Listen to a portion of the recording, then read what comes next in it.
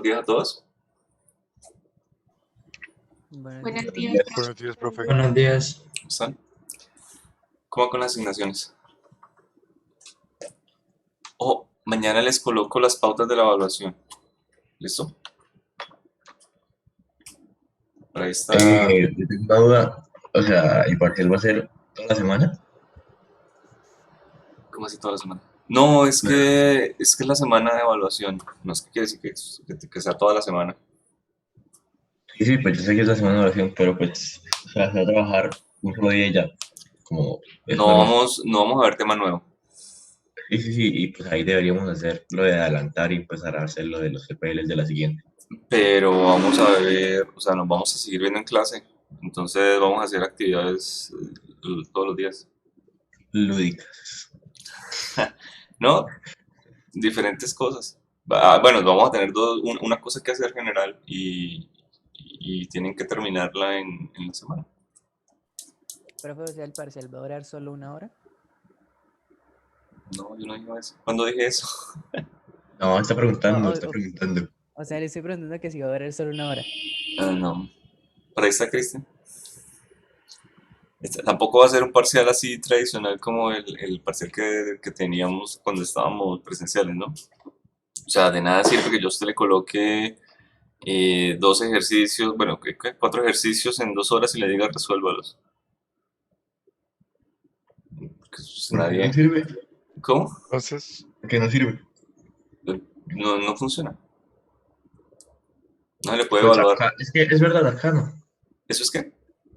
O sea, que es verdad. Que, Sí, o sea, no, en no, presencialidad remota no. no sirve primero porque hay muchos problemas de logística. Entonces dejar todos los huevos en una canasta de 2 horas es como complicado. Una. Dos, porque digamos, la cosa del examen ahorita es como más de honor. ¿Sí? O sea, usted puede llegar y pagar a alguien que venga aquí y esté todos los días, porque el servicio está disponible, por si no lo sabían. Entonces hay gente que literal podría llegar a avanzar en su carrera hasta cierto punto, o podría llegar a graduarse incluso, y ni siquiera haber asistido a una clase. O sea, lo permite, ha pasado en la presencialidad. Hay gente que se ha descubierto, nunca estuvo en algunos procesos, en algunas partes, en la mayoría de sus carreras, de sus materias, sobre todo de extensión de su carrera. O sea, el ciclo básico. No lo hizo, se lo hizo alguien más. Ya. Entonces es complicado. La idea es que usted trabaje en esa semana y usted demuestre que conoce el tema. Y la mejor manera de hacer eso no es resolver un ejercicio, es comenzar desde mucho más atrás. Hablando con el profe sobre el tema, la participación en clases del parcial, lo acabamos de descubrir. No, tampoco. No, pero hay varios procesos que usted los llevan a la resolución de un ejercicio y eso es solo una parte del proceso. Para mí usted debería comenzar desde un poco más atrás. Eso lo hablamos el jueves, yo les pongo un texto y lo discutimos. ¿Listo? Bueno, hoy vamos a ver movimiento circular. ¿Revisaron el video? Ahí está Cristian. Obvio. profe, respecto a ese video, tengo dudas sobre el CPL. ¿Qué duda? Es que hay una pregunta que dice como que qué es la... Ojo, hay una pregunta del CPL, creo que el 14, que está mal. Una que dice algo del movimiento circular de este CPL que está mal. Por eso, sí, No es sí, una, no es, profe, creo que la de es movimiento ángulo. angular, no, la de rapidez Sí, angular. eso. Oh, Dice no me que Creo, acuerdo, el pero sí movimiento creo que es creo la angular... de que las es medio unidades. raro. No sé si hay otra, pero creo No, que es la de las no, unidades. no, yo creo que es la de movimiento angular, porque dice que Por es el dos. movimiento angular y se pone que es... O sea, hace algunas dos, porque pues... Toca que todos lo contesten para poderla cambiar la nota, porque si es 1-1, qué pereza. Entonces primero contéstenlo y después miramos, me acuerdo, me tiene que acordar, o alguien de otro grupo ya me lo mencionó, o no me acuerdo, entonces ahí lo cambiamos con Pero, tiempo. bueno, ¿Qué?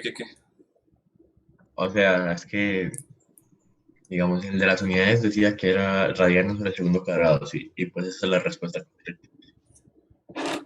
Y en la otra también se puso eso, y en la, o sea, hay una, no sé cuál es la, hay una que está mal, básicamente. Bueno, ahí toca mirar con calma. Listo. Aquí de hecho creo que está. ¿Cuál es la magnitud de la velocidad en un movimiento circular? Ojo, y la magnitud de la velocidad depende de la velocidad angular o de las unidades angulares, ¿cierto? Esa es la cosa aquí que vamos a tener un pequeño truco memotécnico. ¿Cuál creen que sería? A ver, creo. La B. La B. Ojo, ¿ustedes conocen el concepto de longitud de arco?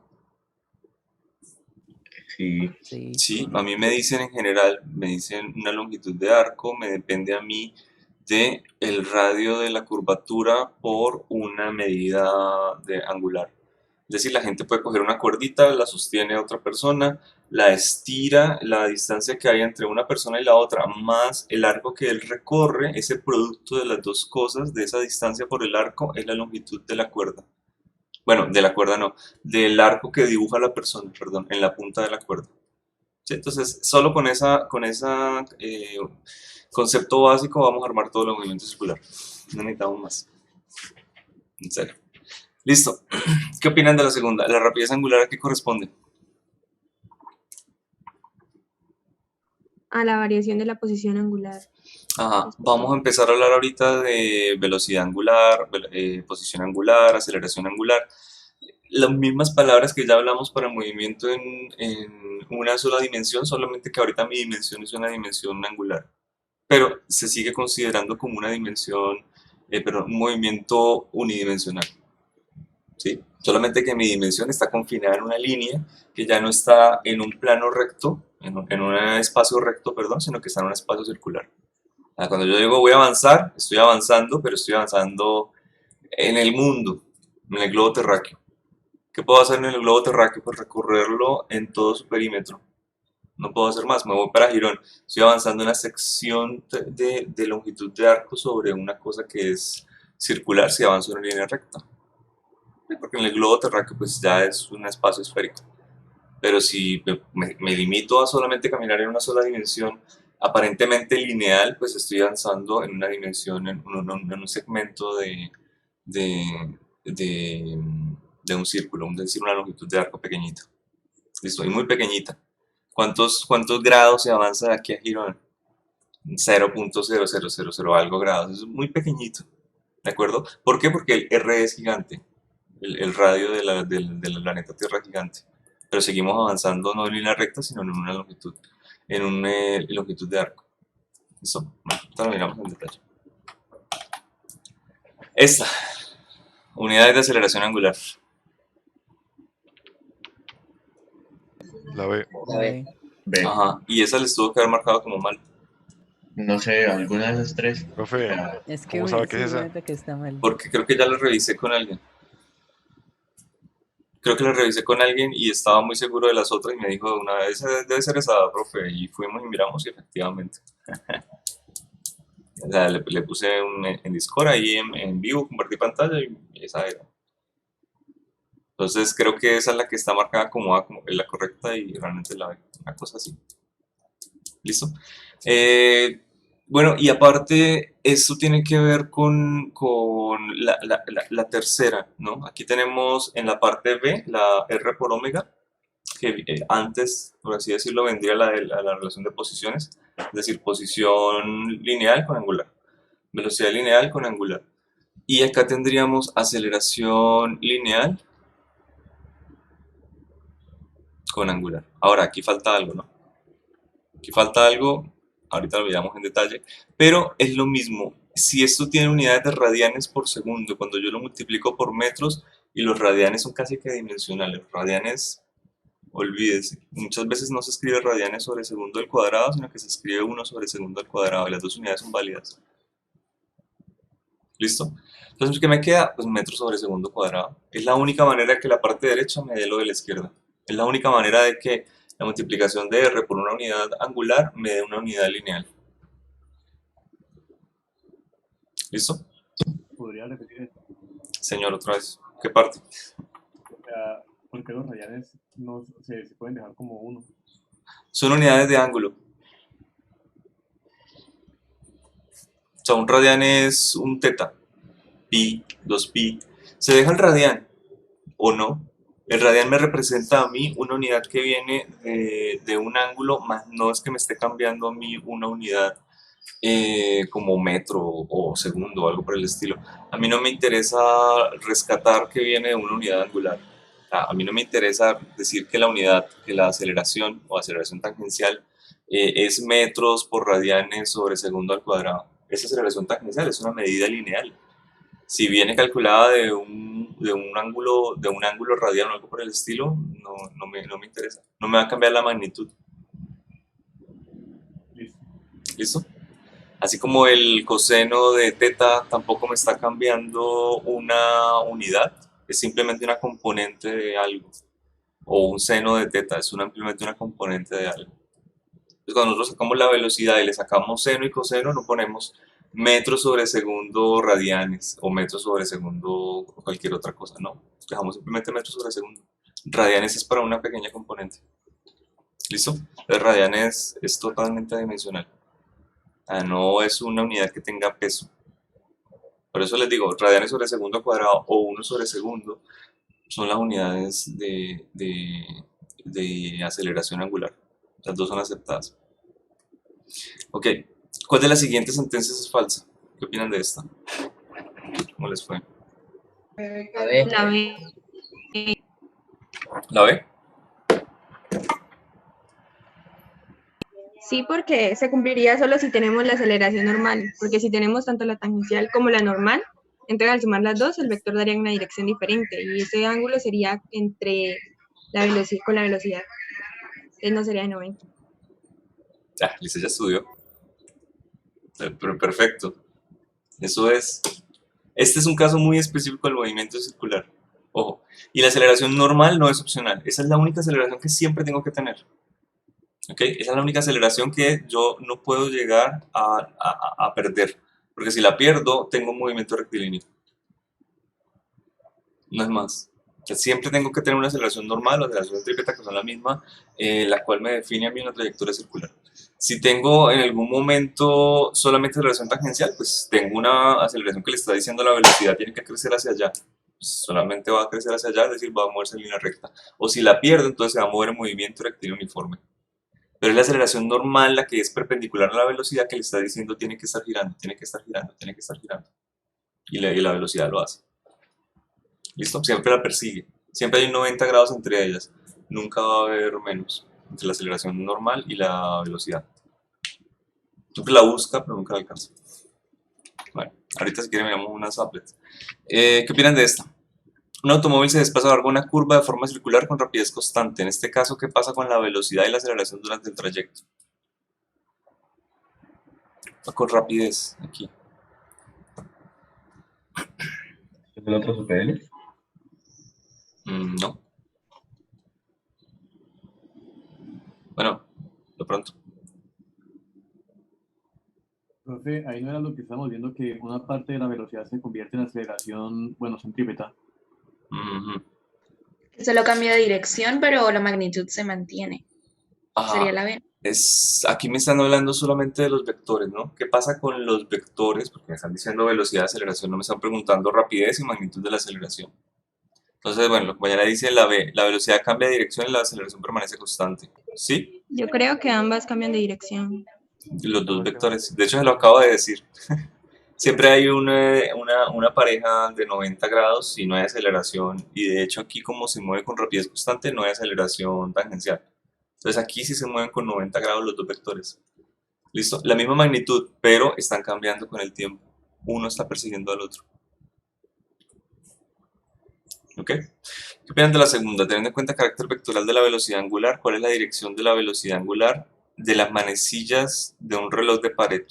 Acá necesitan, no sé si conocen ya la propiedad vectorial, es decir, esta ecuación estaba en el video. R minúscula o R mayúscula.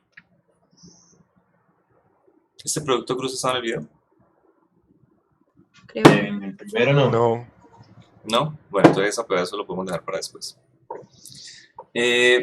Pasa algo curioso con el movimiento circular. Todo lo que tiene que ver con aceleración normal, velocidad, que es tangente de la trayectoria, la misma trayectoria, la posición, absolutamente todo lo que tiene que ver con cosas lineales está en el plano circular, está en el plano del movimiento. Y todo lo que tiene que ver con las cosas circulares, es decir, el vector de velocidad angular, el vector de aceleración angular, de hecho hay torques y cosas así, hay muchas más ecuaciones, más cosas, pero que ya tienen que ver es con las causas del movimiento circular, no con el movimiento circular, están en un eje perpendicular. O sea, si yo pongo en un tablero un círculo, saliendo o entrando del tablero, están esas cantidades. Entonces, todo lo que tiene que ver con la parte angular no está en el plano angular. Listo. Voy a publicarles aquí unas applet y podemos sacar algunas cositas de cada uno. Ok. Miren, aquí tengo simplemente el vector de velocidad angular, de velocidad lineal, perdón. Ese vector siempre es tangente a la trayectoria de movimiento circular. No sé si esa parte les quedó clara. Y yo puedo llegar y mostrar la aceleración, ojo, la aceleración, y acá simplemente voy a tener la aceleración hacia el centro de la curvatura y no voy a tener otra. ¿Por qué? Porque esta applet realmente... reinicio. Bueno, soy muy impaciente.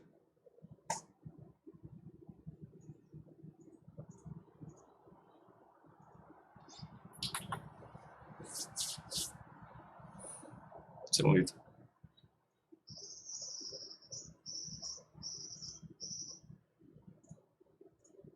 Listo. ¿Por qué? Porque esta applet lo único que me permite modificar es la velocidad. Por lo tanto, esto se va a mover con velocidad constante. Y tengo velocidad angular, ¿sí?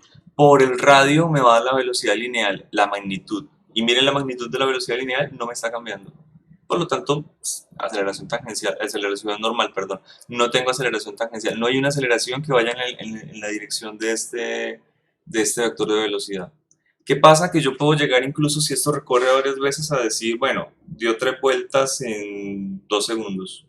Ahora dio 6 vueltas en 4 segundos. O sea, siempre va a tener la misma relación entre el número de vueltas y el tiempo que se demoró. ¿Sí? Bueno, eso vámonos para la próxima clase porque creo que no estaba en el primer video, sino en el segundo, de frecuencia y de periodo. Y es con esas dos relaciones. Número de vueltas sobre tiempo y tiempo que dio el número de vueltas sobre el número de vueltas. Así yo las invierto, obtengo una a la otra. Entonces ese pedazo es interesante y se puede hacer solamente en este caso, cuando la aceleración angular y por tanto la aceleración tangencial no existe. El movimiento es periódico, es rítmico. Puedo llegar a contabilizar esa clase de cosas. ¿Okay? Aquí podría llegar a tener otros, por ejemplo este ya tiene aceleración angular. Miren acá, es diferente. Podría mostrar la velocidad y la aceleración. ¿Listo? Aquí en el dibujito creo que no se ve, pero aquí hay una aceleración normal y la tangencial está por aquí chiquita y es porque pues no ha crecido. O sea, denle, bueno, hagámosle un poquito más.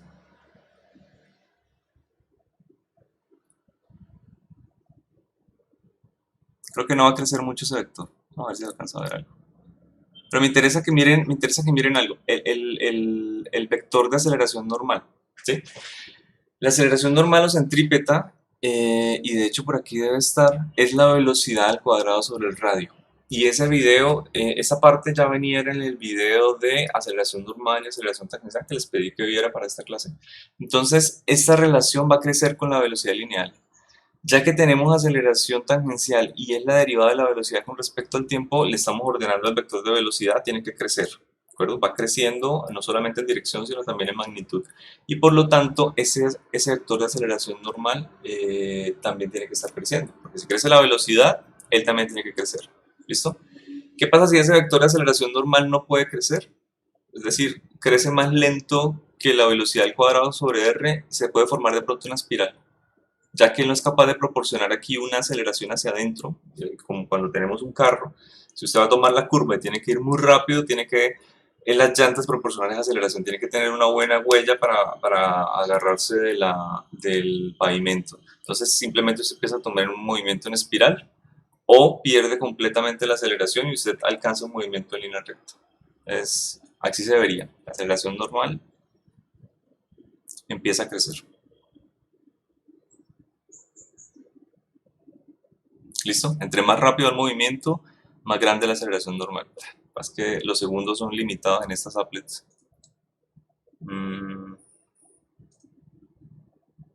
A ver. Bueno, este simplemente tiene la aceleración normal pero constante. Aunque aquí veo algo interesante. Puedo quitar la aceleración normal. Es decir, puedo cortar la cuerda. Y sin aceleración normal, lo único que voy a obtener es un movimiento rectilíneo. ¿Listo?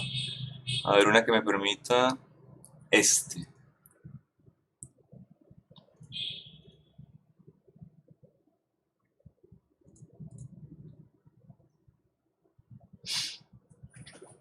Deme un segundito. Bueno, aquí puedo tener un movimiento con aceleración angular 0.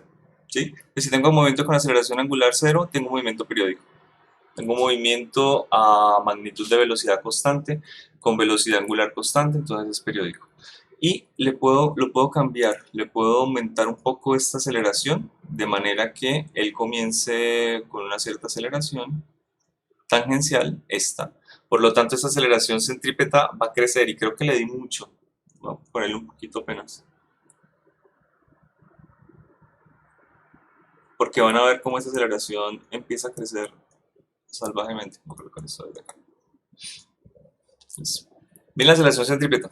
Ya se me salió del tablero completamente. ¿Sí? Ese vector creció mucho. No está bien la escala.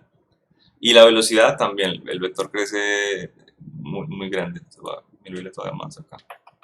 Se puede. Okay.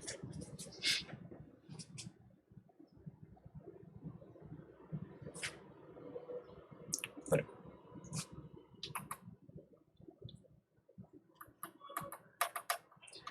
Miren la velocidad una vez él pasa por el punto de inicio. ¿Sí? O sea, esta era la longitud del vector de aceleración centrípeta inicial. Esta es la longitud del vector de aceleración centrípeta cuando pasó la segunda vez. Es casi el doble. Esta es la velocidad inicial y esta es la velocidad posterior. Es 1.4 veces, 1.3 veces el tamaño original. ¿Sí? Es decir, este vector está creciendo, este vector está creciendo.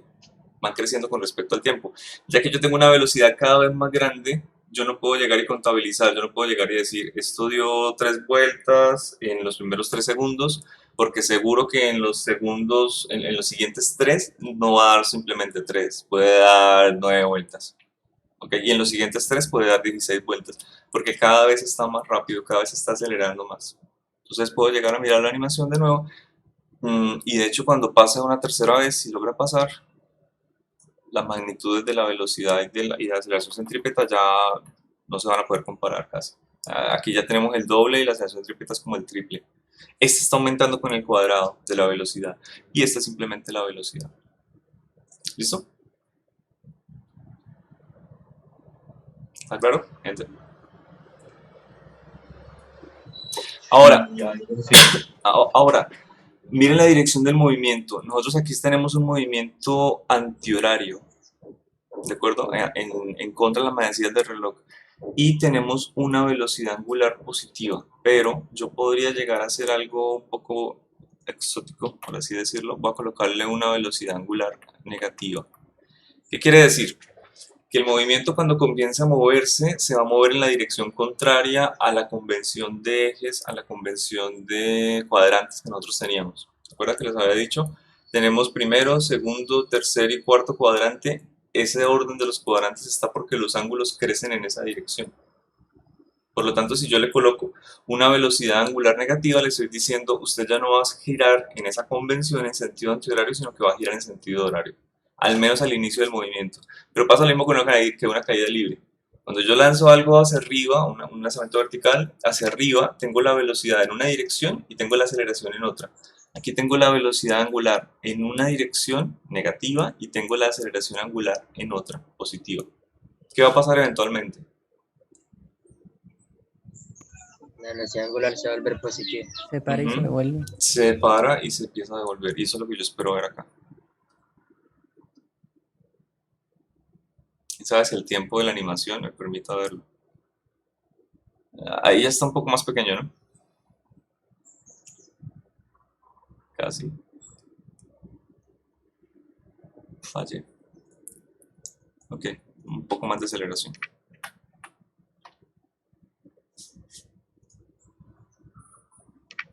¿Listo?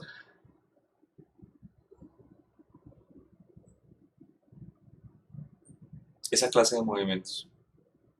Miren algo que está permitido, no tiene ningún problema.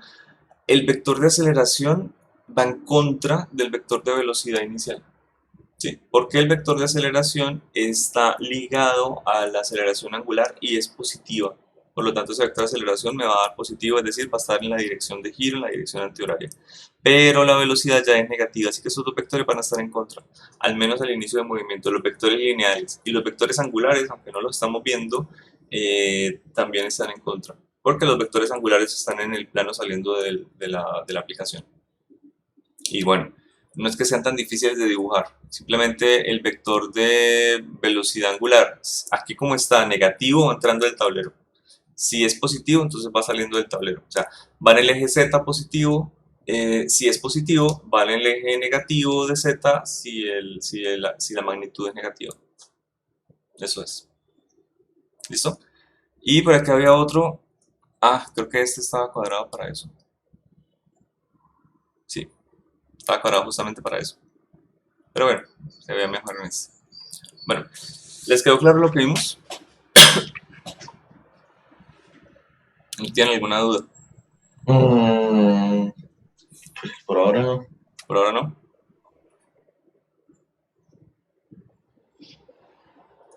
Bueno. Entonces, hacer este producto cruz es como más de detalle. Usted tendría que hacer primero el producto cruz con la velocidad angular. Tendría que al menos tener un conocimiento de hacia dónde va esa velocidad angular. En el reloj de pared tendría que colocar mi mano en la velocidad angular o saliendo o entrando de la pared y luego cerrar en la dirección de R. Entonces, si yo llego y saco la velocidad angular de la pared y la cierro en R, el reloj de pared, no sé, algo por el estilo.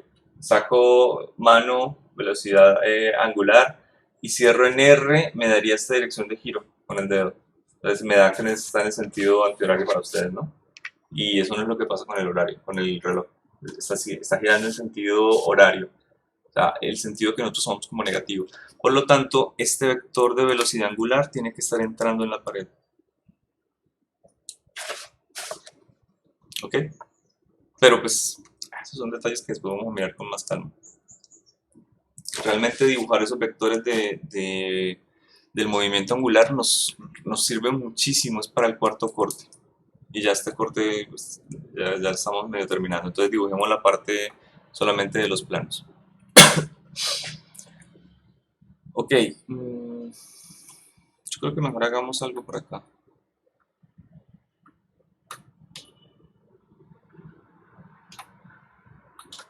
Hagamos lo siguiente.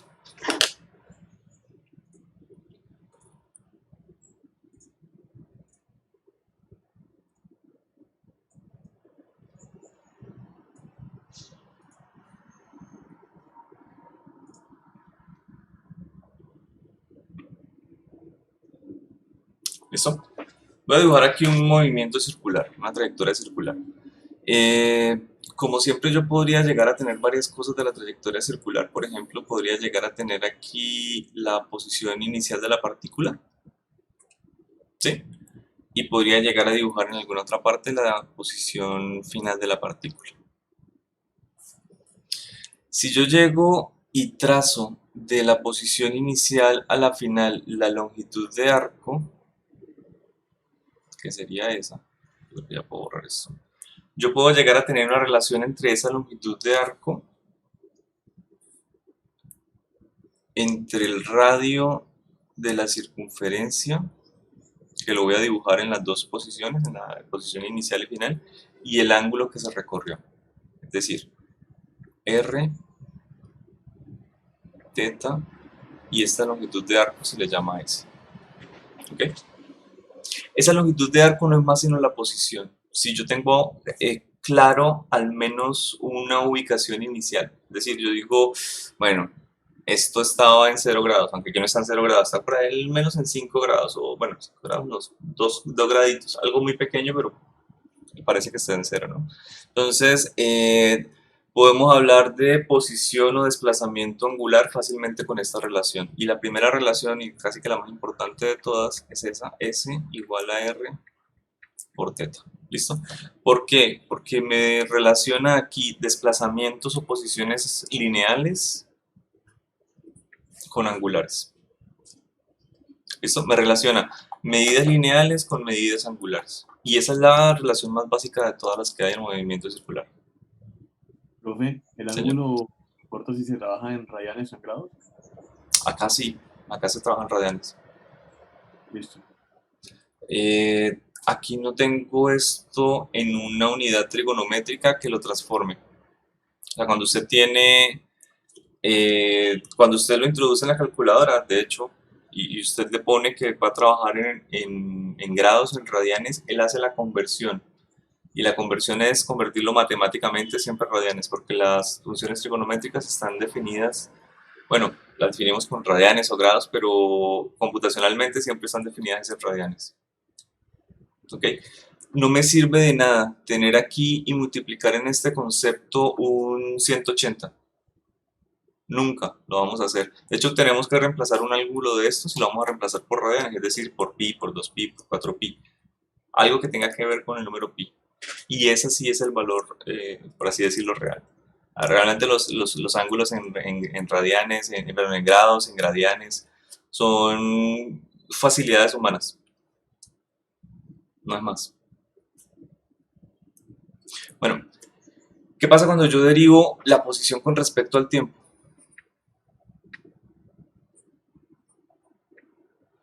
Da la velocidad. La velocidad. Tenemos la velocidad. Y pasa algo muy similar cuando yo derivo la posición angular con respecto al tiempo. Obtenemos también la velocidad, pero es la velocidad angular. ¿Listo? Esta es la primera ecuación diferencial del dúo de ecuaciones diferenciales que me relacionan a mi posición, velocidad y aceleración. Pero, o sea, vamos a relacionar ahorita posición angular, velocidad angular y aceleración angular. ¿Listo? Esta relación, de hecho voy a usar las dos, me llevan a lo siguiente, a que si yo derivo de la parte de la izquierda la posición, vaya a obtener la velocidad lineal, y si derivo de la parte de la derecha, ya que R es constante, ya que el radio de un círculo nunca cambia, pues lo saco de la derivada y me queda de teta de t, o sea, la velocidad angular. ¿Ok? Así que aquí tendría exactamente lo mismo. Unidad lineal, velocidad igual a r por omega, igual a r por la unidad angular. Bueno, y puedo llegar a hablar de la siguiente relación, de la siguiente ecuación diferencial, que me decía, derivada de la velocidad con respecto al tiempo es igual a la aceleración. ¿Listo? Tengo también su homónimo en la parte angular, y es derivada de la velocidad angular con respecto al tiempo me da la aceleración angular.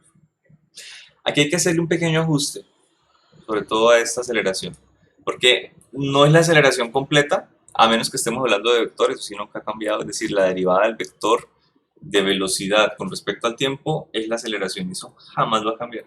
Y en el video se lo explican para sacar la aceleración normal y tangencial, porque es esta la ecuación que deriva, ¿sí? Pero no estamos hablando de la parte vectorial, estamos hablando solamente de magnitudes. Así que solamente hay una magnitud de una componente de la aceleración que me puede hacer crecer esta velocidad, que puede hacer que sea más grande o más pequeña. ¿Cuál sería? La tangencial, la aceleración tangencial. La aceleración Aceleración tangencial. tangencial. ¿Listo? Solo una componente de la aceleración. Así que yo la puedo escribir por acá.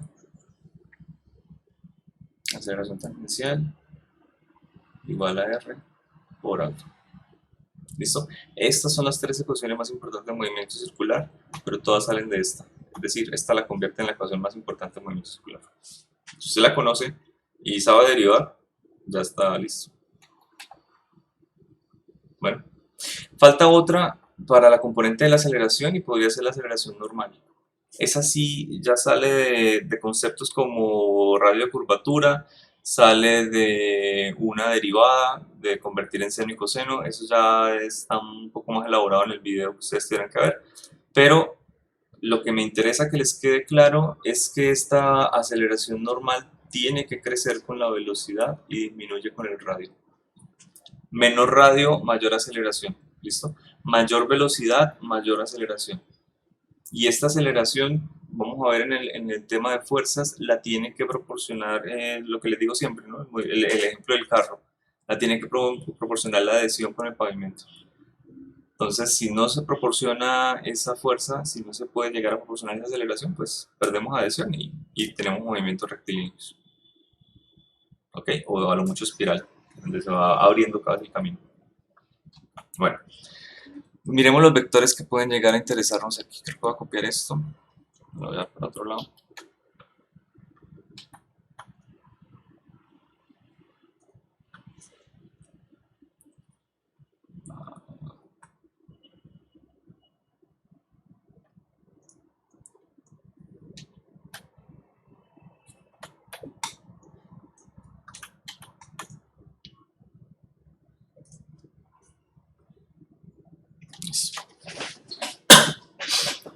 Ok, voy a mirar la posición de una partícula en cualquier punto de esta circunferencia. Por ejemplo, quiero describir una partícula que se encuentra acá. Listo. Para describir esa partícula, yo siempre necesito un vector. Y ese es el vector de posición. Y el vector de posición en el movimiento circular es mucho más fácil llegar y describirlo desde el origen de coordenadas. ¿Listo? Ese vector puede ser el vector R minúscula o mayúscula. Creo que en los videos utilizaron R mayúscula. No recuerdo. Ahora viene la cuestión de la velocidad angular. ¿Tenemos una velocidad angular positiva o negativa? Voy a colocarle el ejemplo si la velocidad angular fuera positiva. Si la velocidad angular fuera positiva, quiere decir que el movimiento es antihorario. ¿De acuerdo? Y al tener un movimiento antihorario, mi velocidad estaría en este sentido. Mi velocidad lineal tangente a la trayectoria. ¿Ok? Este sería este caso. Si mi velocidad angular fuera negativa, entonces tendríamos una velocidad lineal que sigue siendo tangente a la trayectoria, pero me está describiendo un movimiento horario, es decir, estaría por acá. No quiero dibujar las dos para no recargar el video. Voy a bajar la antihoraria. Ok, el gráfico. Listo. Tengo un vector que no es opcional, un vector que tiene que estar dibujado, un vector que tiene que existir, y es el vector de aceleración normal o aceleración centrípeta.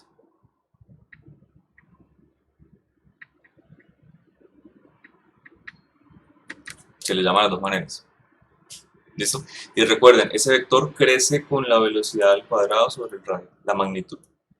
Hay otro vector que podría estar o no estar, y es el vector de aceleración tangencial, que va con la velocidad.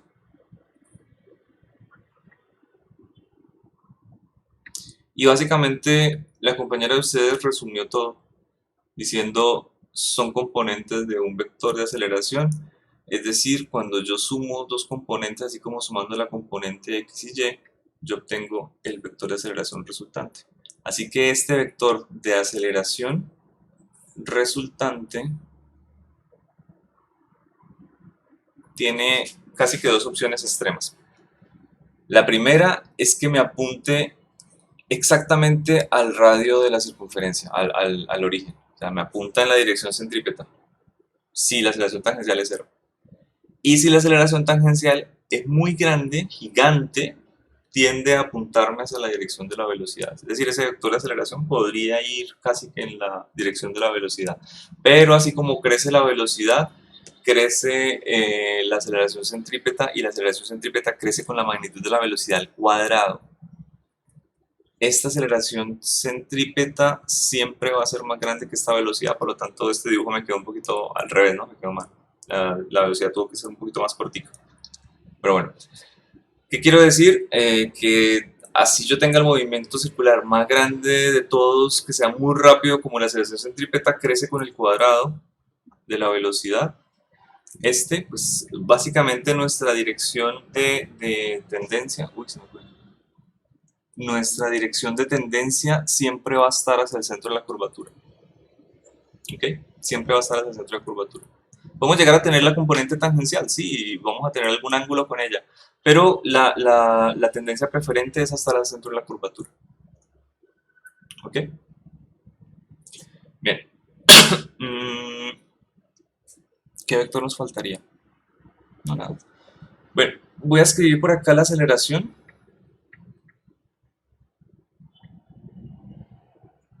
Aceleración tangencial más aceleración, no sé, normal.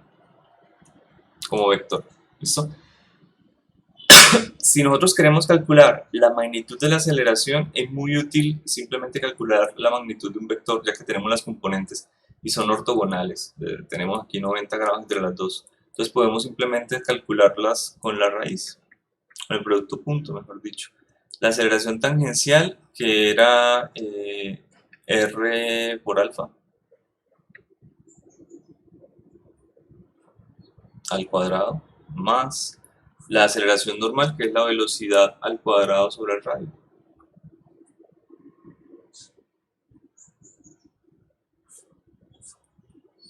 Y raíz. ¿Listo? Voy a hacer esa clase de cosas. Puedo calcular la magnitud de la aceleración solamente conociendo las componentes. Nada más. De hecho, si yo conozco una ecuación de la velocidad que me depende del tiempo, puedo calcular todo. Si yo conozco una velocidad acá, que depende del tiempo, y la derivo con respecto al tiempo, obtengo la aceleración tangencial. ¿Sí? Y con esa aceleración tangencial más el radio, yo conozco todo lo que está acá. Y también conozco todo lo que está aquí, porque pues ya la conozco en el tiempo. Yo puedo conocer, con una ecuación que depende del tiempo, podemos hacer un ejercicio así, entonces los puedo dejar. Conocer todo lo de la aceleración, por ejemplo. Ok, hay otra cosa que a veces es útil y es tener una relación un poquito más amplia de esta velocidad, de esta aceleración normal. Por ejemplo, aquí la tengo como velocidad al cuadrado sobre r, pero yo también podría llegar a escribirla utilizando esto. La voy a meter aquí en la velocidad r por omega cuadrado sobre r. ¿Listo? Cuando yo eleve este r al cuadrado, me va a quedar un r a la 2 por omega sobre r, y puedo llegar a cancelar un pedazo. Este r con este. O sea que esta aceleración normal también se puede llegar a escribir como r. Profe, no le faltó el... Uy, Profe, pero espere. el cuadrado de Eso iba a decir. Ya, gracias. ¿Dónde está?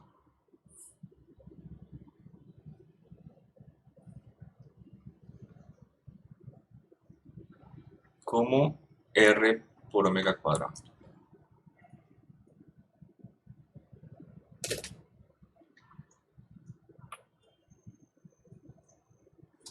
¿Listo? Bueno, preguntas de todo lo que hemos visto hoy. Profe, yo tengo una pregunta, pero no es como tal de los videos ni de lo que hemos visto, sino algo que decía en la parte de los libros sobre aceleración centrífuga, como que explicaban si existía o no, y al final dijeron como que no porque era por inercia, pero entonces, ¿ese concepto sí lo vamos a utilizar o...? De pronto cuando miremos fuerzas ficticias lo vamos a ver. Se dice que las fuerzas ficticias son reales para la persona que lo siente. Es así. Cuando tú estás en un carrito, en un carrusel de esos de niños, por ejemplo, o estás en un carro, la persona que está sentada en el carro y cuando se da la curva lo siente, y es real para ella una tendencia a moverse hacia la puerta. O sea, si la puerta está abierta, se siente que se va a caer de la puerta, que se va a ir en una dirección totalmente lineal a la puerta. ¿Sí? ¿Estamos de acuerdo en ese sentimiento cuando alguien da una curva muy rápida? Sí, Vale. señor. Lo que va a pasar desde un observador desde afuera es que tú ya perdiste adhesión con el automóvil y vas a seguir una trayectoria de este sentido. Una vez pierda adhesión, usted sigue una trayectoria lineal. ¿Listo? Y de pronto, una vez el automóvil suelta a la persona, usted también va a decir voy a seguir una trayectoria lineal. pero la aceleración que sintió esa persona dentro del automóvil es una aceleración hacia acá.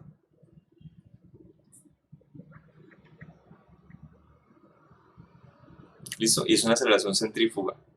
Es una aceleración que no es, digamos, la real. ¿Por qué la descripción que nosotros hacemos tenemos una aceleración centrípeta que de hecho tiene la misma magnitud hacia adentro y la persona tiene la aceleración centrífuga hacia afuera? Porque nosotros no estamos acelerados. Y al no estar acelerados nos convierte en un sistema de referencia que se llama no inercial. Perdón, inercial. Sistema de referencia inercial. ¿Listo? Mientras que el otro sistema de referencia, al estar acelerado, se llama inercial y las leyes de las leyes de Newton cambian un poco. De hecho, no son válidas. Entonces, los sistemas de referencia los describimos mejor desde un punto que no está acelerado para que su descripción sea la más completa. Esto no quiere decir que sea falso, es cierto para él, pero pues esa es una aceleración que no existe para nosotros y para un sistema de referencia inercial. Los astronautas. Ustedes sabían que a la altura de la Estación Espacial Internacional hay 8,4 metros sobre segundo de aceleración. O sea, no está tan alto. Más alto, pero mucho más alto, y esa aceleración con respecto a la Tierra se vuelve cero. Pero no están tan altos. Los astronautas están mucho antes de la Luna. Y creo que en la Luna la aceleración de la Tierra es como de 0,5, o sea, es algo que se puede llegar a medir fácilmente en un aparato, o sea, es una aceleración, ¿sí?, medible. ¿Por qué entonces los astronautas que tienen esa aceleración tan grande hacia nosotros, que es casi la de la Tierra, están totalmente ingrávidos, o sea, están flotando en el espacio? ¿No es porque están como en caída libre constantemente? Bueno, más o menos. Ellos se están moviendo en un movimiento circular alrededor de la Tierra y ellos tienen una aceleración centrípeta alrededor de la Tierra al estar en ese movimiento circular. Y esa aceleración centrípeta es exactamente la misma aceleración a la cual ellos tienen la gravedad en esa altura. O sea, no es una aceleración centrípeta, por lo tanto no es una velocidad lineal a la que gira la Estación Espacial Internacional que sea aleatoria. ¿Sí? Es 34.000 kilómetros sobre segundo, no sé, metros sobre segundo debe ser, no estoy seguro, es bastante grande, pero cuando usted hace el cálculo de aceleración centrípeta de velocidad de la estación sobre el radio a la que está, a usted le da el 8, y pico metros sobre segundo al cuadrado. Entonces, nosotros desde la Tierra decimos que tiene una aceleración centrípeta hacia aquí. ¿Okay? ¿Qué pasa con ellos? Pues que tiene una aceleración centrífuga hacia afuera, es la descripción que ellos tienen, y tienen una aceleración hacia el otro lado, que es la aceleración de la gravedad, el 8,4, no sé qué. Cuando usted suma esas dos componentes, la de la fuerza centrífuga y la fuerza gravitacional, se cancela. Resultado, están flotando en el espacio. Es un truco, no es más. Es un pequeño truco para evitar tener un cohete de propulsión siempre empujándolos hacia arriba, siempre evitando que se caigan. Entonces es simplemente un truco darle una velocidad adecuada para que tengan un movimiento circular y en una órbita estable y dure muchos años. ¿Listo? Bueno, pero eso lo vamos a ver después, cuando veamos leyes de Newton. Fuerzas. Por ahora, les voy a compartir las applets y revisen la parte que viene porque viene circular uniforme y circular uniformemente acelerado. Creo que no más. Muchas gracias por venir. Gracias. Gracias, profe. Hasta luego. Profe, muchas Hasta luego. gracias. Que esté muy bien. Gracias, profe. Hasta luego. Hasta luego.